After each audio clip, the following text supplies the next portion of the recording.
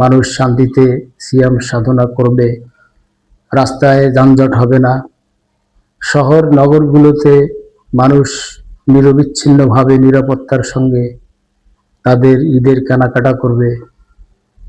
তো সামগ্রিকভাবে পরিস্থিতি, রাজনৈতিক পরিস্থিতি ভালো থাকলেও সামাজিকভাবে আমরা দেখলাম মাদক, চাঁদাবাজ এবং ভেজাল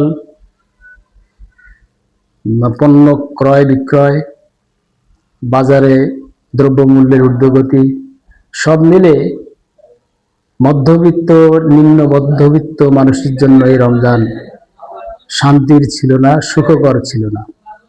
তো আমরা রংপুরে আমাদের যেটা সবচেয়ে বড় সমস্যা, সেটি হচ্ছে শহরে এবং নগরে এই অটো রিক্সা যানজট আমাদেরকে, আমাদের জীবন, আমাদের ব্যবসা বাণিজ্য, মানে ক্রেতাদের, সাধারণ ক্রেতা সাধারণের কেনাকাটায় খুব মারাত্মক অন্তরায় সৃষ্টি করছে। এই যানজট নিরসনে সরকার বা কর্তৃপক্ষ, জেলা প্রশাসক, সিটি কর্পোরেশন কেউই কোনো কার্যকর পদক্ষেপ নিতে পারেন না। পাশাপাশি আমরা শহরে বিভিন্ন এলাকায় আইন শৃঙ্খলা পরিস্থিতির অবনতি দেখেছি, চুরি ডাকাতি ছিনতাই দেখছি। এইগুলো রোধকল্পে প্রশাসনের কার্যকর কোনো পদক্ষেপও আমরা দেখছি না। কিছু কিছু ব্যবস্থা নিলেও সেটা অপ্রতুল, সেটা জনগণের নিরাপত্তার জন্য যথেষ্ট নয়।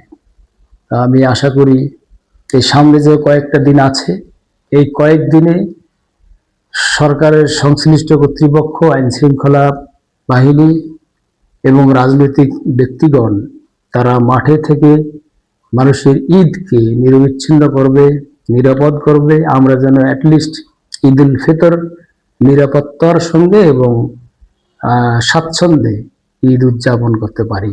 আমি আশাবাদ ব্যক্ত করছি। আগাম রংপুরবাসীকে ঈদের শুভেচ্ছা জানাচ্ছি। ঈদ মোবারক। সবাই ভালো থাকুন, সুন্দর থাকুন। রংপুর নগরীকে পরিচ্ছন্ন নগরী হিসেবে, নিরাপদ নগরী হিসেবে গড়ে তুলুন, এই আশাবাদ ব্যক্ত করছি। সবাইকে ঈদ মোবারক।